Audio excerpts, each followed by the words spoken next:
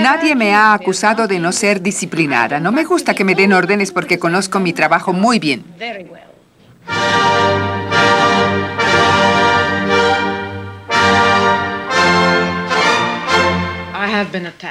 He sido atacada, he sido odiada, no me gusta, pero si tengo que defenderme, tengo suficiente orgullo como para decir, bueno, si no hay otra salida, entonces sal y defiéndete, porque tengo tanto sentido común que hace daño.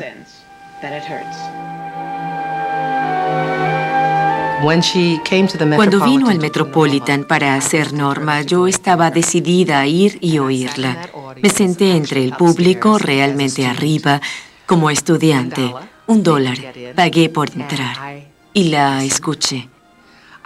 Quedé fascinada por su figura, por lo que hacía en el escenario. Desde ese momento me dije a mí misma, esto es lo que la ópera puede ser.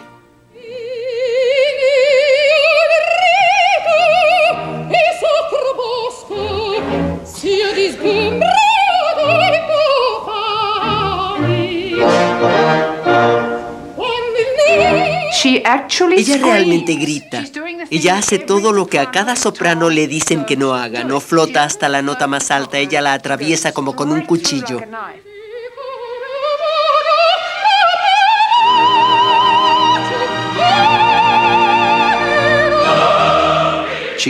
Ella traía más emoción al teatro que 10 cantantes reunidos, y verla en la ópera era lo máximo.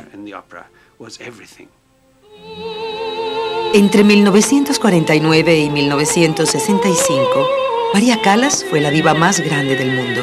La primera superestrella de la ópera desde los días de Caruso. Llenaba cada casa de ópera en que cantaba, e incluso hoy en día sus grabaciones se venden por millones. La gente todavía discute sobre la belleza de su voz, pero pocos niegan su poder para conmover.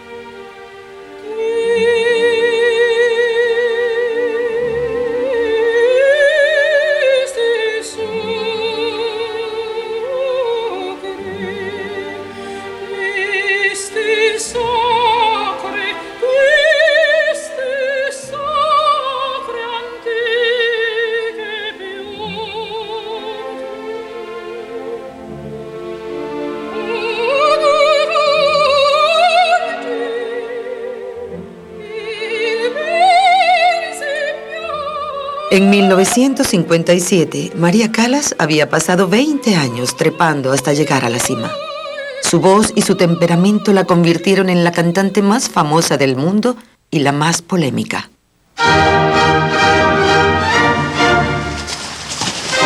Los siguientes 20 años serían muy diferentes.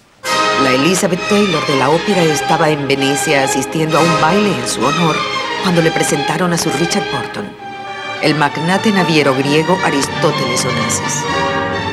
Su aventura amorosa de 9 años acabó en despecho y amargura cuando Onassis la dejó para casarse con Jackie Kennedy. Su traición lograría lo que la pobreza, la guerra y la obesidad no pudieron: destruir a María Callas y la titánica fuerza de voluntad que la había creado. Oh, esa terrible Callas de nuevo. Tanto dinero en una noche. Oh, ella es caprichosa. Sí, sí, sí. Oh, es una persona imposible. Es un destino grande y causa terror. El mío es un destino grande. Un gran destino.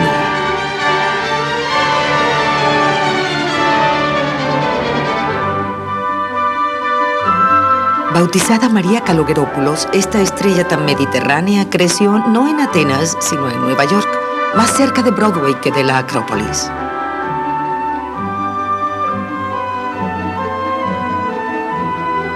Nació en el Hospital de la Quinta Avenida el 3 de diciembre de 1923 y se educó en la Escuela Pública 189 al norte de Manhattan. Sus padres eran inmigrantes griegos recientes. Su padre George era un farmacéutico moderadamente exitoso, cuyo negocio fue luego arruinado por la caída de Wall Street. Él cambió el nombre familiar a Callas para facilitar la adaptación.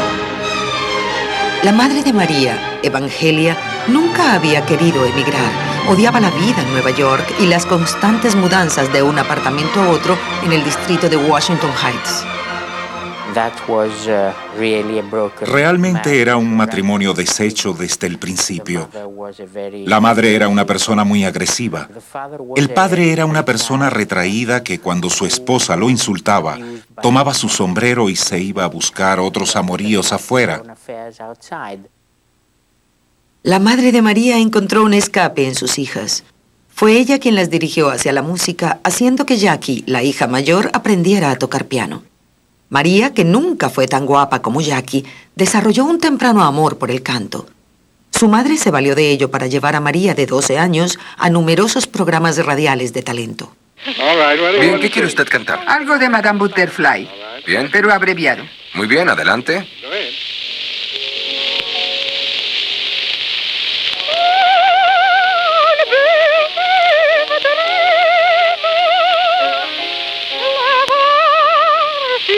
Hacia 1937, Evangelia no pudo soportarlo más.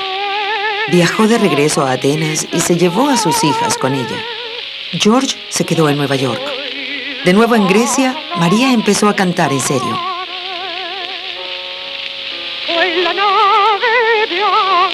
Pero a pesar de las ambiciones de Evangelia, la vida en Atenas era aún más dura que en Nueva York. La única forma de lograr que María pudiera tomar lecciones de canto era consiguiendo una beca del Conservatorio de Atenas con su maestra principal, Elvira de Hidalgo. Pero María tenía solo 13 años y para calificar tenía que tener 17. Para su madre la solución era simple. Ella me lo fijó en la mente cuando tenía 13 años y tenía que entrar al conservatorio en Grecia. Mentimos sobre mi edad y dijimos que tenía 17 años y ellos me aceptaron. Una vez adentro, María no necesitó de otros estímulos. Cuando Callas llegó a la audición para entrar a nuestra clase con Elvira de Hidalgo, nos sorprendió a todos. Cantó una aria muy difícil y poderosa de Aida. Todos quedamos aturdidos, no solo por su técnica, sino por la pura dimensión de su voz. Yo quedé literalmente mudo. Ella fue con una mujer llamada Elvira de Hidalgo, que era una especie de ruiseñor, una cantante que recordaba a un canario. Y Callas tenía aquella voz oscura, enorme, dramática, que podía cantar Wagner y que de hecho cantó Wagner muy bellamente en los años 40. Y en lugar de entrenarla como soprano wagneriana, le enseñó todas sus cancioncillas de canario. Y es la combinación extraordinaria de esas dos escuelas de música, por decirlo así, lo que hace a Callas tan única y casi un fenómeno.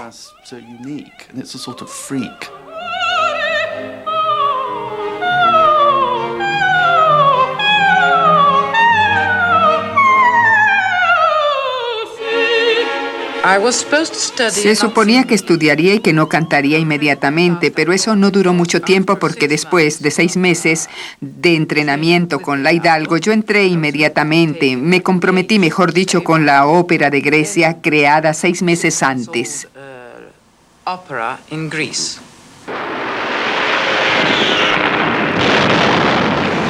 Pero antes de que pudiera cantar su primer papel profesional, Grecia fue arrastrada por la Segunda Guerra Mundial. Ocupada primero por los italianos y luego por los alemanes, Atenas presenció sufrimientos y atrocidades. En el invierno de 1941, cuando María tenía solo 18 años, 50.000 personas murieron de inanición solo en Atenas. Pero a pesar de la carnicería, ni italianos ni alemanes podían estar sin su ópera. Para ello necesitaban de la Nobel Ópera Nacional griega y de tantos cantantes como hubiera.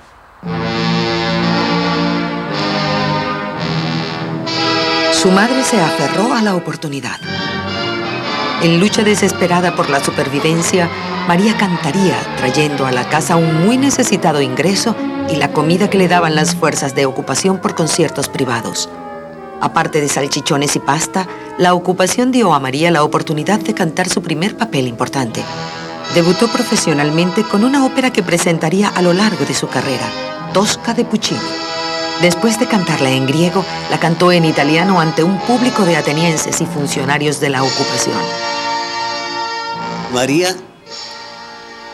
María cantó para los italianos y alemanes simplemente para sobrevivir, me imagino. Su madre no le daba nada. Ella andaba harapienta. Su único gabán estaba bastante raído.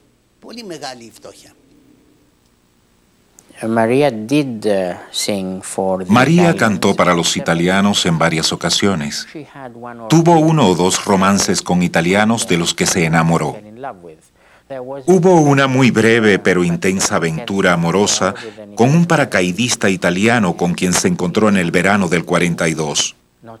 Con menos de 19 años, ella cantaba en un club nocturno donde se divertían las fuerzas de la ocupación. En 1943, los alemanes tomaron el control exclusivo de Atenas y María obtuvo otros 2 papeles protagónicos. Ella sí disfrutaba del apoyo de las autoridades alemanas de una manera callada, discreta, pero es obvio que lo tenía por el hecho de que en 1944 cantó los papeles principales de Tiflan y Fidelio, las 2 primeras óperas alemanas montadas por la Ópera Nacional. Solo unas semanas después de la actuación de Callas en Fidelio en agosto de 1944, los alemanes fueron expulsados de Atenas por el ejército británico. Los griegos pudieron celebrar el fin de la guerra, pero también el ajuste de algunas viejas cuentas. El día de la liberación, María fue a la Ópera Nacional, donde se le acercaron varios cantantes comunistas que la atacaron por lo que había hecho, por quién era, por lo que había hecho durante la guerra y la echaron fuera. De hecho, intercambió unos golpes con un miembro del coro que le habló en tono muy insultante. Sus rivales consiguieron la expulsión de María de la compañía de la ópera durante 3 meses. María volvió a su club nocturno para cantar allí. De los oficiales británicos que ahora reemplazaban a italianos y alemanes, uno en particular la atrajo. Una noche, para salir de los cuarteles de todo aquel enredo, fui al club nocturno Argentina. Al poco tiempo oí un golpe en la puerta y apareció una muchacha a quien Alecos, el gerente de la Argentina, me presentó como Mary Kalogeropoulos. Nos caímos bien de inmediato. Charlamos y todo eso, y bailamos. En realidad me pareció una muchacha muy bonita. Sin embargo, después de eso nosotros salimos muchas veces. Pero una noche que estábamos en la Argentina apagaron las luces. Alecos se acercó a María y susurró en su oído. Y un foco se encendió sobre mi mesa, lo que me avergonzó porque estaba lleno de oficiales ingleses. Y ella se levantó y cantó para mí. Me gustaría creer un aria, y en realidad era excelente. Nunca la había visto bajo esa luz. Cuando ella cantaba era una persona diferente. Entonces vi, como dije, la prima donna por primera vez realmente.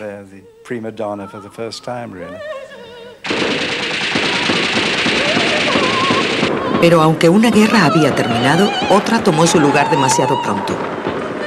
En diciembre de 1944, Grecia estaba al borde de una guerra civil entre los comunistas del norte y una guarnición de soldados británicos en inferioridad numérica que trataba de impedir que tomaran el poder. Atenas era otra vez un campo de batalla en que los comunistas controlaban áreas enteras de la ciudad, incluso la calle donde María vivía con su madre y hermana.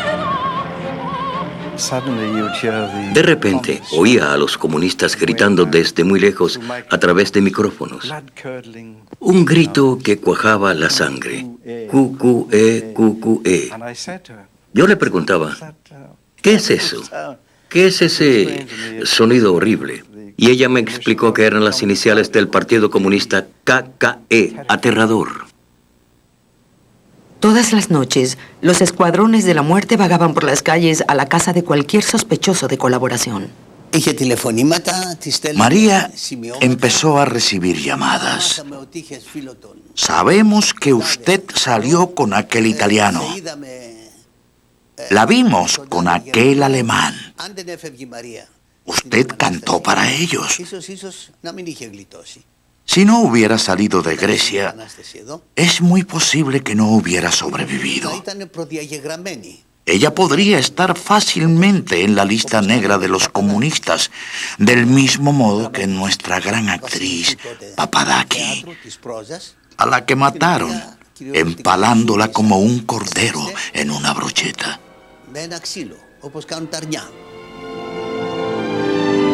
Ni siquiera el peligro de la venganza comunista podía minar la ambición de María.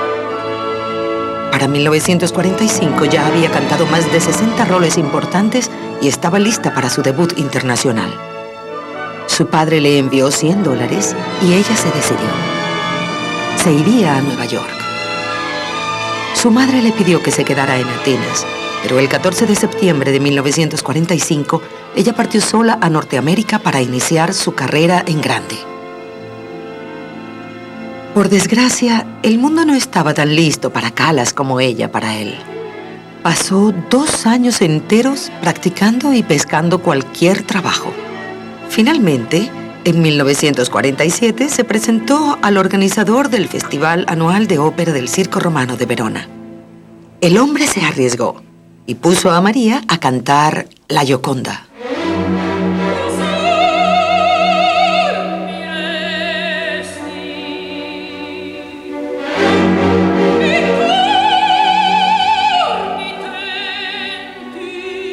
Esta era su gran oportunidad, pero no fue bien recibida por la crítica. Una compañera la criticó porque cantaba como si tuviera papas en la boca. Además, después de 2 años comiendo mucho más que en los últimos 5 años, María había aumentado considerablemente de peso. Pero un hombre en el público se sintió conmovido, un millonario calvo 30 años mayor que María. Su nombre era Giovanni Battista Meneghini. Por fin María tenía 2 de las cosas que más quería: la seguridad de un afecto total y la libertad económica. Se casaron 2 años después y ella se mudó a su retiro soñado, una villa a orillas del lago Garda, donde pudo vivir felizmente entre la burguesía italiana.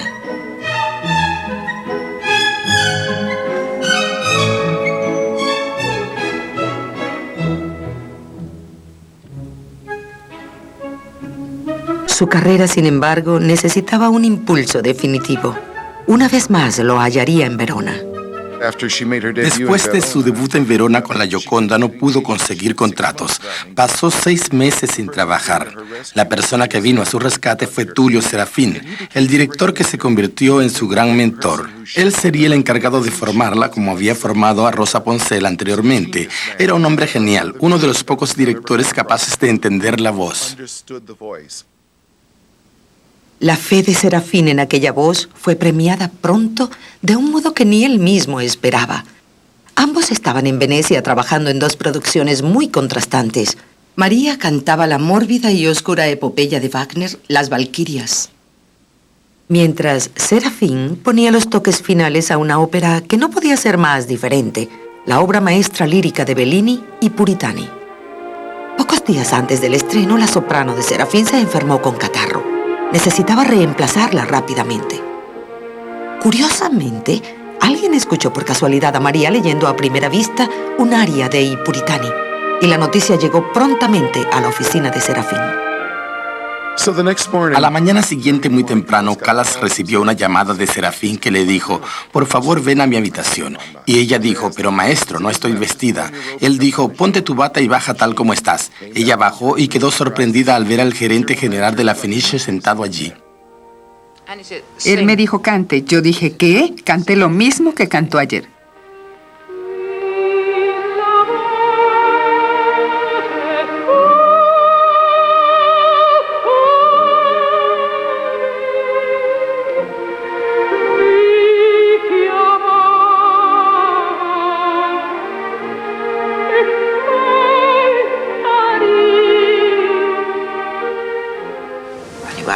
En fin, me obligaron a cantar el aria. Leyéndola a la vista, claro, era la segunda o tercera vez que la leía. Yo les oía hablar y él me dijo, bien, María, vas a hacer este papel en una semana. Yo dije, ¿voy a hacer qué en una semana? Dijo, vas a cantar Puritani en una semana. Yo te ayudaré a estudiarla. Yo dije, no puedo, aún me quedan 3 valquirias, no puedo hacerlo. Es ridículo que cante Puritani. Él me dijo, yo te garantizo que sí puedes.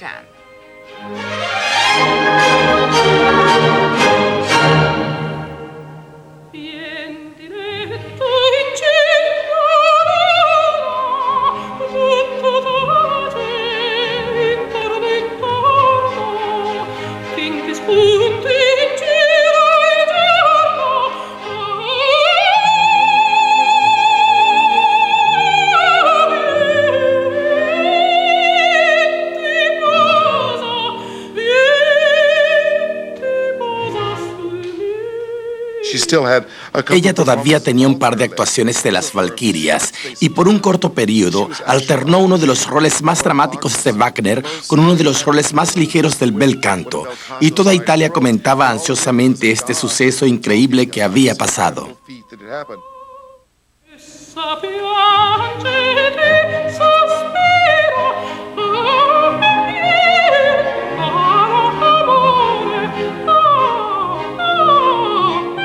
Al año siguiente, Serafín llevó a Callas a Centroamérica. Ahí ella aprendió otra lección. Las cantantes de ópera cantan, pero las primadonas asombran. En ese momento, el encargado del teatro le contó la historia y tenía la partitura para demostrarlo, de que la primera que cantó Aida en México había interpolado. María añadió un mi sobreagudo a la escena del triunfo. Para causar sensación, era una especie de reto. ¿Saben qué hizo ella? Salió a la escena del triunfo y sin preocuparse mucho por las notas altas, sostuvo por mucho tiempo un mi de pecho. Ella lo hizo para subyugar a los mexicanos, es decir, ellos se volvieron completamente locos.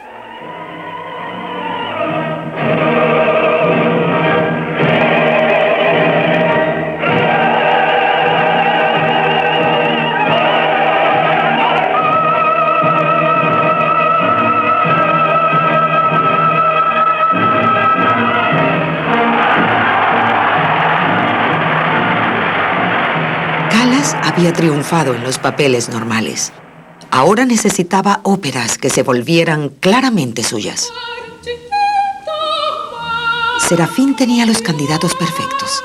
Las llamadas óperas de bel canto de principios del siglo XIX, escritas por compositores italianos románticos como Bellini y Donizetti. Pensadas como alardes de bravura para las grandes divas de su tiempo, no se habían cantado debidamente desde hacía décadas. Con una voz y una ambición como la de Callas, estaban a punto de ser redescubiertas. Eran un vehículo perfecto para su poder y versatilidad. Además, eran también papeles de mujeres irresistibles, mujeres enamoradas, mujeres traicionadas, mujeres enloquecidas. Un material perfecto para Callas la actriz.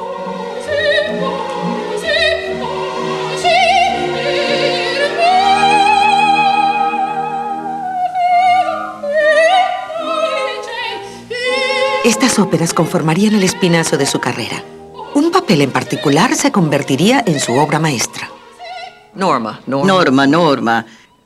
Desde la primera palabra, era un grito de batalla y ella estuvo a la altura.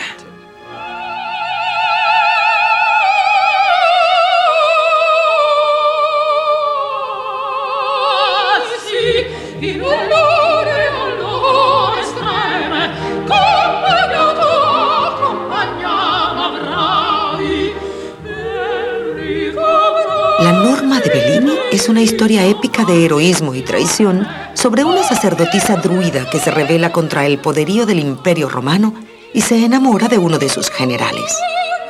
Callas cantaría ese rol 89 veces en una carrera de más de 600 presentaciones de ópera. Se convirtió en su firma personal.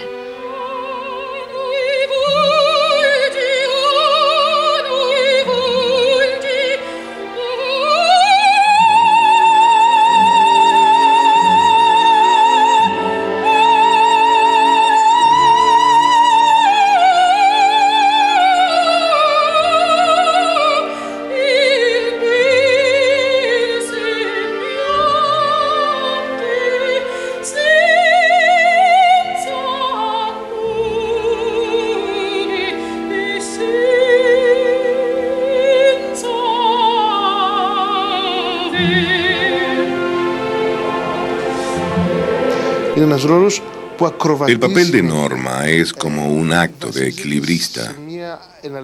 Siempre está al borde, a veces cambia de emoción 10 veces en una sola escena.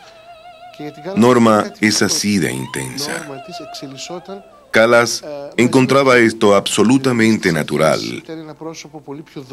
y el papel creció con el crecimiento de la propia Callas. Al principio, su Norma era clásica y austera, pero con el tiempo cambió, a medida que ella lo entendía cada vez mejor y agregaba mayores detalles. Es por eso que fue el último gran papel que realizó en su vida.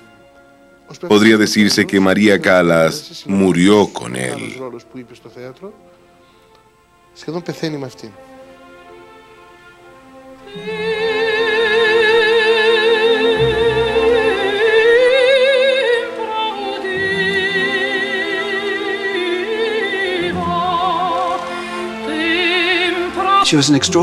Ella era una cantante extraordinaria porque era una mujer muy nerviosa, una cantante muy nerviosa, y cuando empezaba una ópera casi siempre era una pena. Yo la vi cantar Norma 11 veces.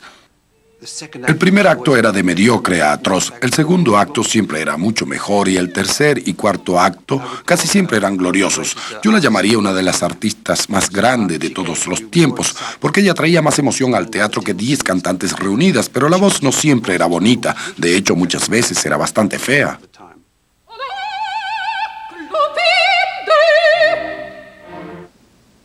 Esto era aún más obvio cuando Callas se comparaba con su única rival seria, Renata Tebaldi.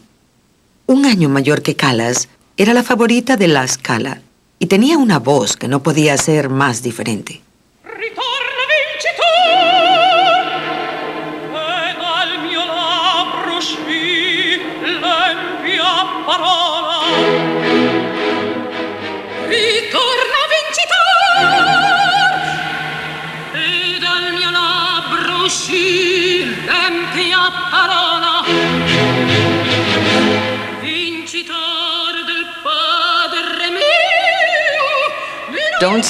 Nunca hay que tratar de ser perfecta. La perfección es muy aburrida. Muéstrame unas fallas, yo las aceptaré. Pero si flaqueo en el trayecto, yo acepto lo que quieras ofrecerme. Sí, había momentos estridentes, pero esa calidad chillona, si quieres llamarla estridente, siempre tenía un propósito. Ella corría todos los riesgos. Pavarotti me dijo una vez que la voz del tenor es un urlo educato, es un grito educado. Bien, la voz de soprano es un grito y Callas te da eso. Ella emite gritos de dolor. Pero lo que más asombra es su control. Nunca lo pierde, excepto cuando su voz cruje, pero todavía no ha perdido el control, porque ella hace esa especialidad suya que es aumentar la tensión hasta que el alambre está bien tenso, bien resonante y nunca se relaja. Se vuelve un sonido cada vez más desolado.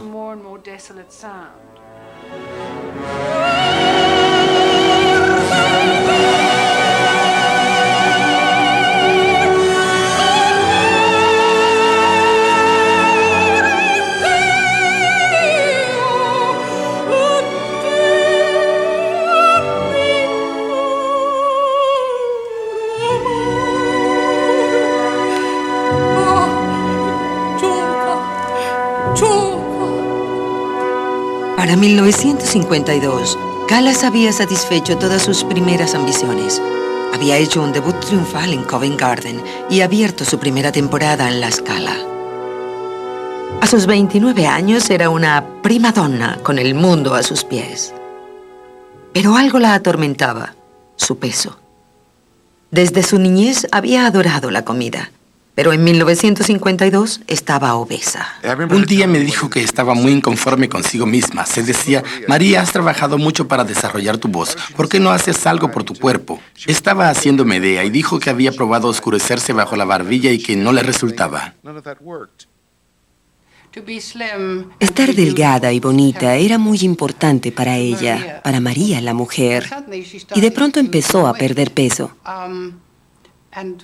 Luego ella me explicó que comía mucha carne cruda, bistec tártaro. Y de tanto comer bistec tártaro, le salieron lombrices y así empezó a adelgazar. No fue intencional, pero fue lo que pasó. En octubre de 1956, recibió el honor consagratorio de aparecer en la cubierta de la revista Time. Pero el correspondiente artículo sacó a la luz algo que hubiera preferido dejar oculto: su resentimiento y aborrecimiento hacia la mujer que había sido su primera fuerza impulsora, su madre. Nunca la perdonaré por quitarme mis años de infancia. Durante esos años en que debería de haber estado jugando y creciendo, estuve cantando o ganando dinero. Todo lo que hice por ellos fue bueno y todo lo que ellos me hicieron fue malo. La ruptura de su relación se había preparado durante años. Ambas eran mujeres con una fuerza de voluntad tiránica que por mucho tiempo habían peleado y disputado. Pero cuando Evangelia le escribió una carta a María en la que le pedía una pensión mensual de $100, María explotó. Yo le pedí a María que me enviara $100 mensuales, pero María, aunque era rica, no era lo bastante rica para enviarle a su madre $100, incluso $1 al mes. Madre, comenzaba la carta de María. Recibí tu carta. No puedo darte nada. Yo trabajo para vivir. Tú eres una mujer joven. Yo tenía 54 años y puedes trabajar. Si no puedes ganar lo suficiente para vivir, tírate por la ventana. Es correcta esa cita. Ella dijo: madre, no puedo darte nada. Eres una mujer joven y puedes trabajar. Literalmente. Sí. Pero eso fue hace 8 años. Sí. A ella no le importa si estoy viva o no. María condenó a su madre a la oscuridad absoluta y nunca volvió a hablarle. Mamá Callas, ¿cuándo fue la última vez que usted oyó cantar a su hija María personalmente? 10 años. ¿10 años? Usted dice que un amigo suyo llamó a María cuando estaba aquí en Nueva York y dijo: hay alguien aquí que quisiera hablar contigo, tu madre, y... No. ¿Es verdad que ni siquiera quiso hablarle sabiendo que estaba allí? Sí, eso es verdad. Si no, no lo habría escrito en mi libro. Una madre, no hay nada extraordinario en que una madre sea maravillosa. Tienes que ser maravillosa, si no, no tengas hijos. Y si lo eres bien, pues sé una buena madre y punto. Y no esperes nada a cambio, es lo que ella debería hacer. También fuera del escenario, Callas mostraba las garras cuando la arrinconaban. Fue mientras cantaba en Chicago que el mundo tuvo un primer vislumbre de Callas la tigresa. 8 años antes, había firmado un contrato con un agente llamado Eddie Pagarozzi, lo cual María convenientemente había olvidado, pero él no. Cuando terminó el punitivo acto final de Madame Butterfly, la esperaba un susto tras bastidores. El fiscal del proceso se presentó en la actuación final, que era la actuación extra especial de Madame Butterfly. Y cuando ella dejó el escenario tras su última reverencia, le entregó el citatorio. Trató de dárselo. Ella no lo aceptó. Ella puso sus manos atrás y él trató de ponérselo en el pecho. Pero ella lo dejó caer a tierra y le dio una rabieta terrible. Gritó en una nota muy alta: no pueden hacerme esto a mí. Yo soy un ángel. Las fotografías tomadas por la prensa que estaba presente, yo los había invitado porque sabía que serían imágenes históricas, fueron vistas en todo el mundo.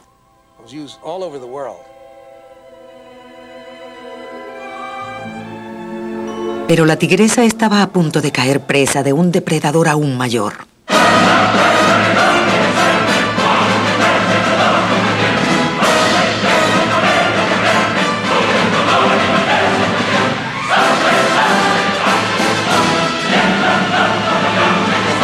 Aristóteles Onassis, quien había conocido a María 2 años antes a través de la anfitriona de sociedad, Elsa Maxwell, se sentía cada vez más fascinado por su compatriota y superestrella. En el verano de 1959, invitó a Callas y a Meneghini a su yate, el Cristina, para un crucero mediterráneo. Una vez a bordo, él pudo cortejarla en serio, y al terminar el viaje, eran más que solo amigos.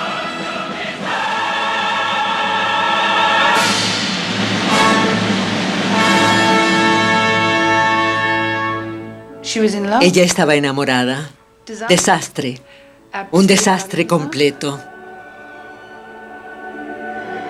El encuentro con Onassis fue un momento crucial en su vida y pienso que sucedieron muchas cosas. Creo que realmente se enamoró por primera vez y estoy seguro de que continuó realmente enamorada de Onassis.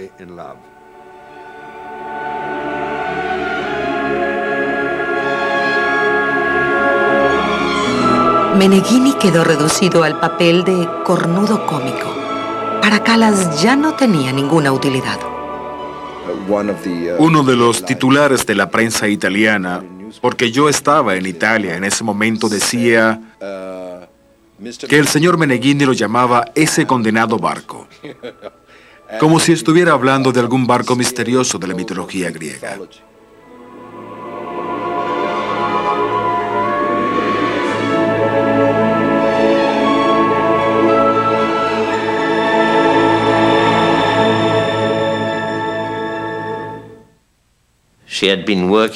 Ella había trabajado como un animal porque era una adicta al trabajo.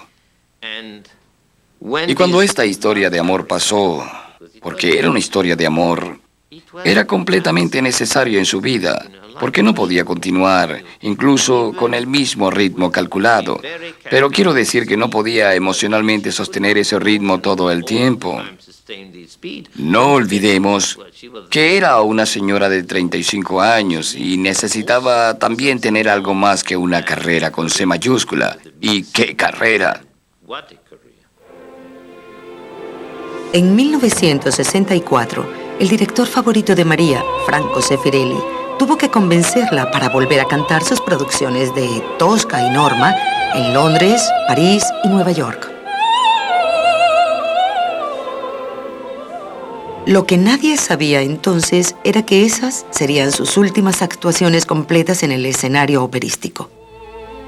Ahora solo le preocupaba una cosa: convencer al reticente Onassis de casarse con ella. No había asidero demasiado pequeño para ella, particularmente cuando Meneghini se negó a concederle el divorcio. Pero Callas quedó desolada cuando en 1968 Onassis se casó con la viuda más famosa del mundo, Jackie Kennedy. Todas mis lágrimas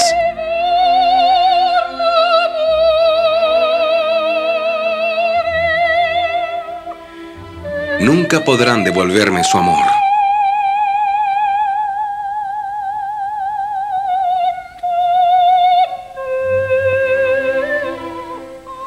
Pero tras la fachada, María sabía demasiado bien lo que le habían costado sus años con Onassis. Durante 9 años he vivido una vida oculta, una vida humillante para una persona como yo. Te afecta, John, y no te curas en 2 meses. Estoy bastante segura de que él no lo hizo a propósito. Estoy bastante segura, lo sé. Pero entonces, por otra parte, digo también que sí, que si esa es la situación, debo serlo bastante fuerte para, olvidar. Para vivir por encima de todo, ya sabes, ser paciente. Me duele mucho y no puedo librarme de eso. Fueron 9 años, yo dejé una extraordinaria carrera por nada.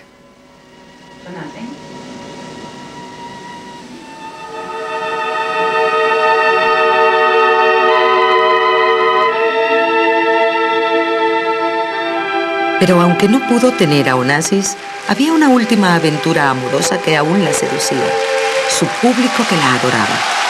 En 1973 organizó su retorno con una serie de conciertos de gala que empezaron en el Salón de Festivales de Londres. Detrás de los aplausos de los que eran demasiado jóvenes para recordar sus días de gloria, había una voz desmejorada tras 8 años de abandono. Debo decir que esta noche me siento un poco más emotiva que de costumbre, porque cuando un público me ama tanto, yo tengo que dar tanto más. Por eso me esforzaré un poco más y cantaré la canción en que digo, oh mio bambino caro, oh mi caro público.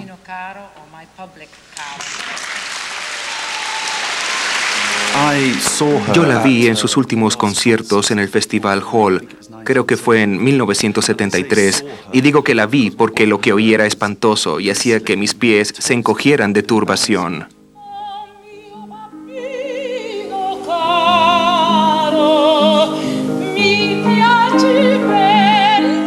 No podía haber sido un peor recuerdo para todos los que la vimos.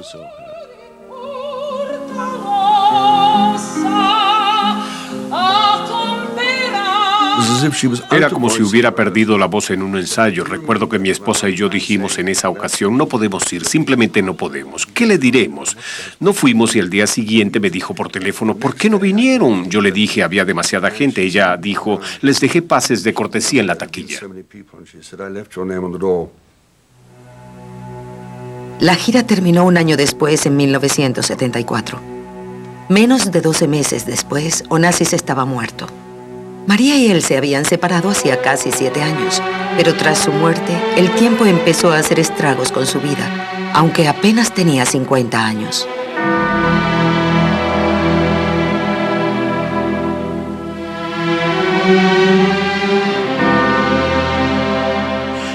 Todos la abandonaron. La abandonaron, pero fue por su propia culpa. Es decir, si te conviertes en la señora Havisham y te encierras en tu apartamento de París y llamas a tu peluquero y cuando estás lista para salir dices, no, olvídenlo, yo no voy. Ella no quería enfrentar a la gente.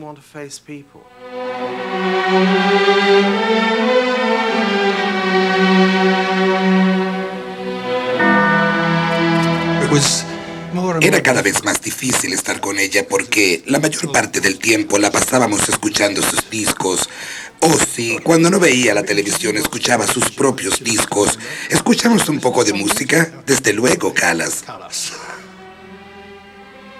Escuchábamos una y otra vez las viejas cintas, los papeles que ella ya no cantaba. Eran maravillosos, pero no paraba. Era un viaje constante por la senda de la nostalgia. Entonces yo pensaba, ¿qué le digo? Y le decía, oh, es un canto milagroso, ¿verdad? Ella decía, ¿maravilloso? No es maravilloso, es realmente milagroso. Y tenía razón.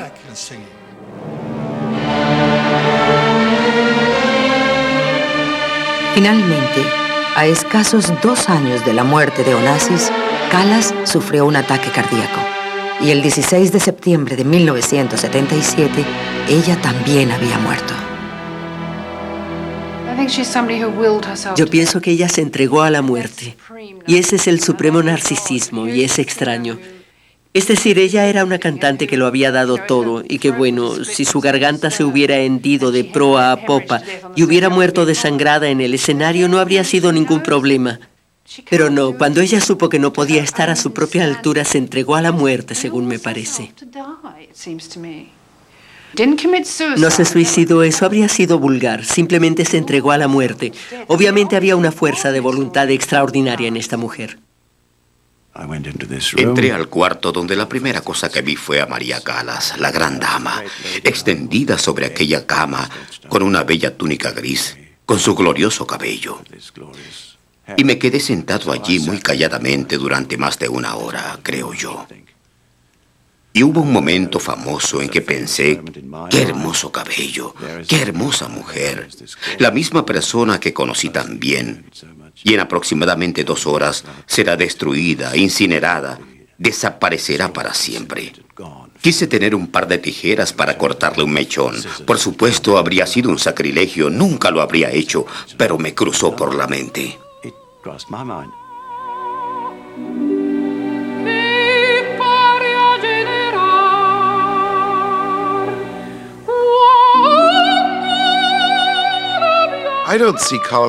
No veo a Callas como una figura trágica en absoluto. Ella se veía así porque tenía una cierta dosis de paranoia. Pero no pienso que la tragedia fuera el resultado final. Yo creo más bien que terminó en una deificación. Creo que ya no es tan arriesgado decir que junto con Caruso y Chaliapin, ella dominara el siglo XX como uno de los artistas creativos más notables. Y eso no es ninguna tragedia.